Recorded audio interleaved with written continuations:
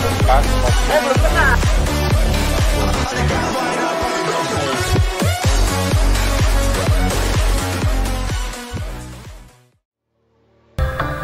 Mitra RKL masih bersama Putri Ayusa di topik kita. Dan kita juga masih bersama DPRD Provinsi Jawa Tengah dengan topik kali ini Mitra RKS, pentingnya pangan bagi pembangunan nasional. Ini udah ada pertanyaan lagi yang saya siapkan Mitra RKS.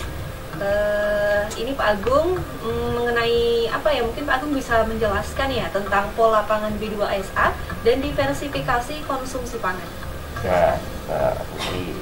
Namanya Mbak Putri belajarnya apa jurusannya? Pertanian bukan? Enggak, komunikasi. Komunikasi.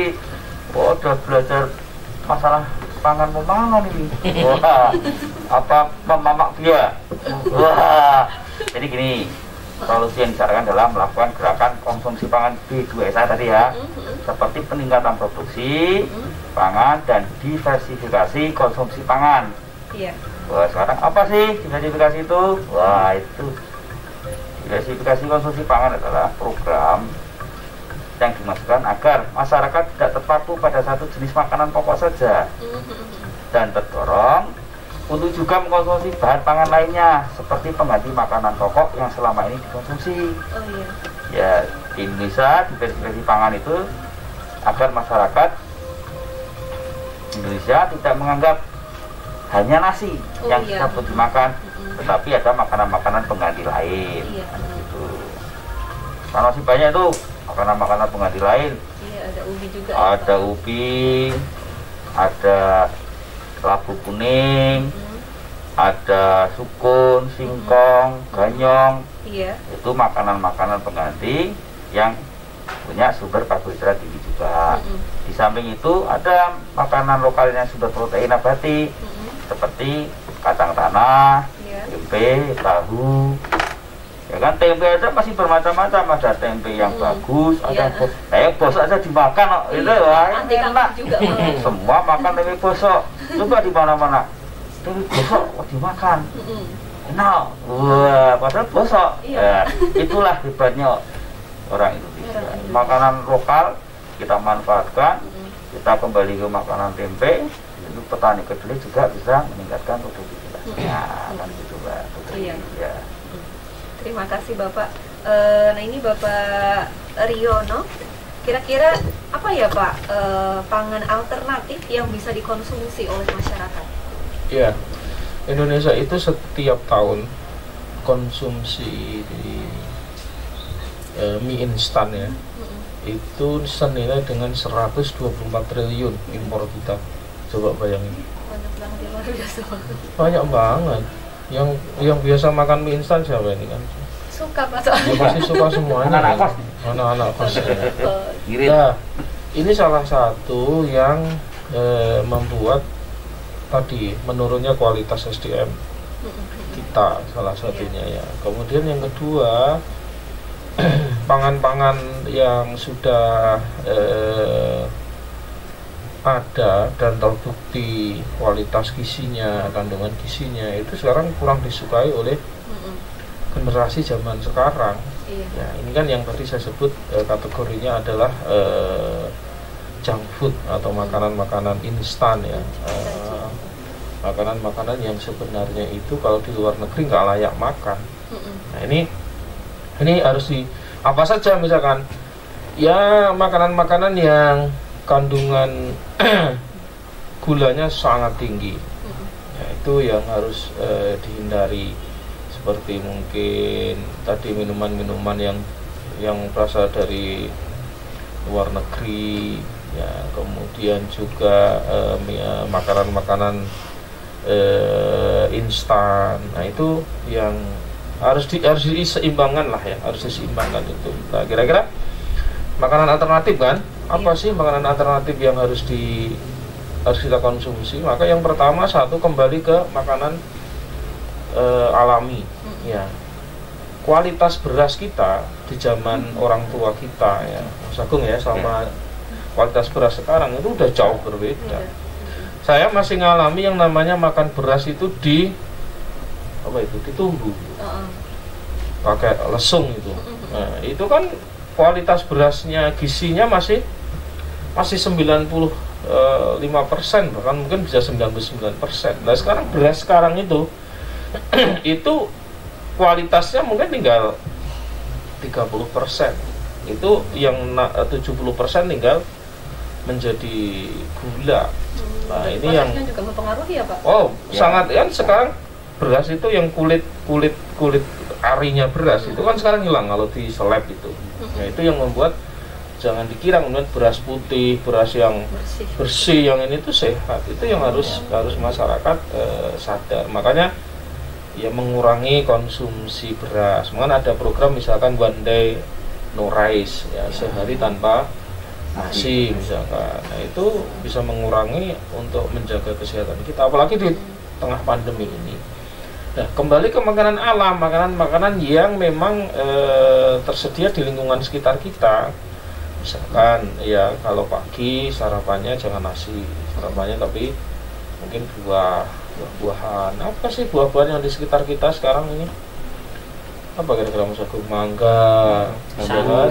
Apa? Hampir setiap rumah itu ada pisang, sekarang jarang. Pepaya. Nah itu sehat. Kan untung masih belum ada nikah ini. Nah, oh iya Pak. Belum ada nikah ini kalau kalian belum. Saya juga belum. Itu misalkan alternatifnya ya pagi itu nggak usah makan nasi. Kemudian siang mungkin nanti ada makan nasi tapi nggak usah banyak-banyak seperti itu. Nah itu nanti untuk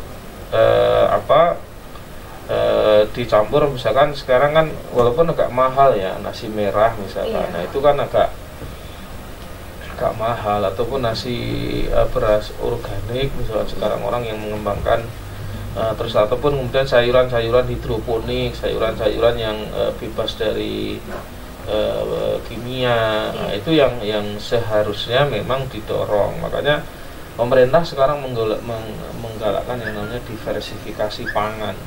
Diversifikasi pangan ini wujudnya yang paling mudah kembalilah ke pangan lokal. Ya sekarang ya kita alamilah anak-anak mungkin ya. Pagi itu misalkan kita kan frozen food. Itu kan sekarang aduh instan semuanya. Walaupun ya aku kadang ya mumet Mas yang kemana ya ono lauk yang paling gampang kan kuwi cemplungke seng ngono kan langsung mateng. Tapi kalau itu terus-terusan satu ya larang. Kemudian yang kedua juga sisi ini memang nggak sehat. Seperti itu. Itu mungkin yang kembali ke alam ini yang memang harus disadarkan agar terpenuhi pangan yang berkualitas gitu. Iya Pak, terima kasih. Jadi selanjutnya kira-kira bagaimana sih Pak cara untuk menyusun menu pangan B2SA? Menu pangan yang tadi sudah mulai tak singgung ya, pagi dari sarapan dengan menggunakan nasi. Ya, kemudian siang makan nasi boleh gitu kan. Di nasi wajib ada sayur. Anak muda sekarang kan nggak mau pada makan sayur kan, senengannya tadi yang pedas, yang gorengan gitu kan. Anak muda sekarang nggak seneng sayur, tapi senengnya terong. Jadi terong-terongan dan cabai-cabian. Ya itu anak muda sekarang. Nah siang itu harus ada nasi, ada sayur, ada proteinnya lah ya. Makanya karena saya orang kelautan kan, saya sekolahnya di kelautan, maka saya kalau disuruh milih daging atau ikan saya pasti milih ikan. Nah, di satu sisi harganya juga terjangkau, terus kemudian juga mahal ikan. Salmon ya mahal. Ya kemudian jangan lupa juga ada minum yang cukup kan begitu. Sore nanti mungkin ya perbanyak kalau sore itu makan sebelum bisa ya sebelum maghrib itu sudah makan untuk menjaga pencernaan kita nggak biar terlalu berat. Kemudian juga makanan yang dimakan itu juga jangan berat-berat. Kalaupun makan nasi juga nggak, porsinya mungkin bisa separuh dari pada waktu makan siang. Nah, kemudian lauknya standar lah ya, mungkin tahu, tempe. Kemudian juga nanti tempe sekarang aja kan udah beda zaman tempe kita Mas Agung ya. Tempe dulu nek kita kan masih pakai tempe daun itu kan. Nah sekarang tempenya pakai tempe plastik. Campuran tempenya udah ada di situ, bukan hanya kedelai tapi ada jagung, ada semacam-macam. rasanya nggak seperti dulu zaman tempe kedelai lokal kita, karena tempe itu memang banyak dipakai menggunakan kedelai impor. Kenapa? Kedelai impor itu fisiknya lebih besar. Kemudian kalau dibuat untuk menggunakan tempe bisa 1:3 dengan kedelai lokal ya. Tapi di sisi rasa memang jauh kalah dengan kedelai lokal, karena kedelai lokal itu ngembangnya nggak seperti kedelai impor. Nah ini yang mungkin menjadi pelajaran buat kita bersama, dan jangan lupa juga olahraga menjadi menu penting untuk tadi mengimbangi pola makan kita. Mungkin begitu ya Mas Agung ya. Sayur itu yang utama kan. Ya. Kita juga banyakkan sayur-sayuran. Kita jangan lupa tadi sampaikan, karena tadi udah makan sayur, wah rano lawe, kalau dulu sayur wah juga enak aja. Dan sekarang makanya kita membudayakan air lah. Kita kembali ke dulu, bukan berarti kita kembali kepada yang jadul, tetapi untuk menjaga pola makan dan keseimbangan makan kita. Ya, kita jaga seperti zaman dulu sayur-sayuran taruh tempe enak. Zaman sekarang sayur sama tempe nggak ada lauknya. Tadi bilang sering jadi, saya bilang junk food.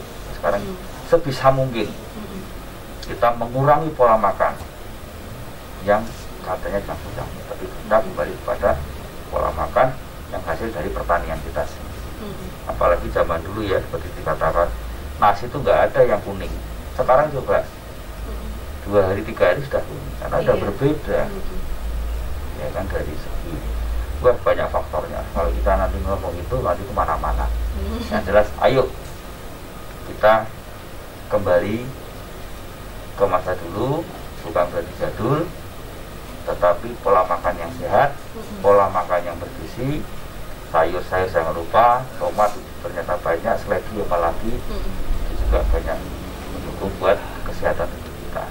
Gizi seimbang, kita menuju pangan yang sehat, kita menuju masyarakat yang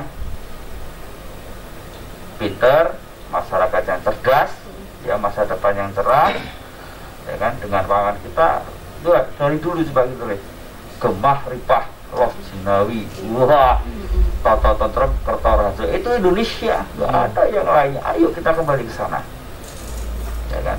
Jangan pernah takut untuk dikatakan jadul, karena itu untuk keseimbangan dan pangan kita terjaga. Itu Mbak Putri. Iya, terima kasih Bapak.